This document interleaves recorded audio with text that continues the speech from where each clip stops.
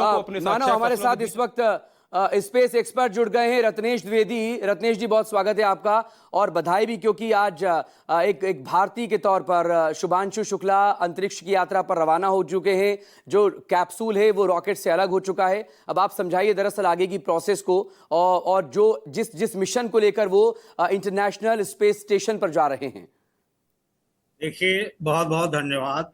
सबसे बड़ी चीज होती है, मैं कई सालों से लगभग 2003 से स्पेस मिशंस को फॉलो कर रहा हूँ नासा के, और उनके कुछ प्रोजेक्ट्स पे मैं इन्वॉल्व भी हूँ रिमोटली। सब इसमें पॉलिटिकल विल की बहुत जरूरत होती है। जब तक आपके पास दो तीन चीजें नहीं हैं तब तक आप ऐसे इस मिशंस पर जा नहीं सकते। एक तो पॉलिटिकल विल, और दूसरी ये उस तरह की रिसर्च है, जैसा अभी आपके सहयोगी बता रहे थे, 7 रिसर्च एक्सपेरिमेंट इसके साथ ले जा रहे हैं मिस्टर शुक्ला। इन 7 रिसर्च से देखिए कई चीजें होती हैं। जब हम धरती पर कोई प्रयोग करते हैं और जब अंतरिक्ष में करते हैं तो उनके रिजल्ट्स बिल्कुल डिफरेंट होते हैं। और आज ह्यूमन काइंड तमाम सारी लाइलाज बीमारियों से जूझ रहा है। तमाम सारी और भी फिजिक्स के और एस्ट्रोफिजिक्स के एक्सपेरिमेंट्स होते हैं जिनको वो करेंगे। इसके साथ साथ उनके 3 और देशों के।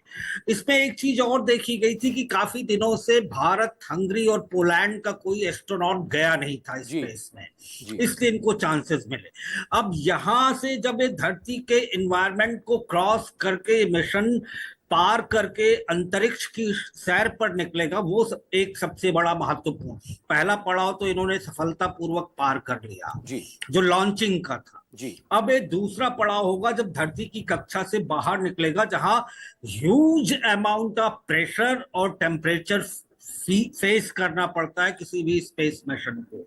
और तीसरा पड़ाव तब आएगा जब ये इसकी डॉकिंग होगी इंटरनेशनल स्पेस स्टेशन से। तो ये उम्मीद करते हैं, ये कई बार टाला गया है, कई बार इसमें इसकी क्रॉस चेकिंग हुई है, तो ये सफलतापूर्वक जाएगा। एक बात मैं और बताना चाहूंगा कि एक्सियोम मिशन ये जो लॉन्च किया गया है, ये इसरो भी इसमें कोलैबोरेटर है जी। तो इस मिशन में इसरो के जो अपने अंतरिक्ष मिशंस हैं, जैसे आर्टेमिस की बात आपने सुनी होगी, ओरियन मिशन की बात सुनी होगी, जो ये सब लूनर मिशन है, मतलब चंद्रमा पर लैंड होने वाले हैं। और दूसरी एक सबसे महत्वपूर्ण बात, जो इसरो का अपना गगनयान मिशन है और जो अंतरिक्ष स्टेशन बनाना है इसके लिए ये एक्सपेरिमेंटल मिशन है, उसमें बहुत ज्यादा इसमें महत्वपूर्ण भूमिका रहेगी शुभांशु शुक्ला के इस मिशन की। लेकिन मैं फिर कहूंगा, जब तक भारत की तरफ से प्रधानमंत्री मोदी या और जो भी राजनीतिक करता धरता है हमारे, उनकी पॉलिटिकल विल ना होती, और वहां पर नासा के जो नीति निर्धारक हैं, प्रेसिडेंट ट्रंप हैं, इनकी भी भूमिका बहुत महत्वपूर्ण होती है। अब यहां से आप ध्यान रखिएगा, अगले 28 घंटे और ये 27-28 हजार माइल्स पर आवर की रफ्तार से जा रहा है, तो ये बहुत ज्यादा स्पीड होती है। जब ये धरती के आउटर लेयर से बाहर निकलेगा, जहां इसे ह्यूज अमाउंट ऑफ टेम्परेचर और प्रेशर फील करना पड़ेगा, वो बहुत महत्वपूर्ण क्षण होगा। और इसके बाद जब इसकी डॉकिंग होगी,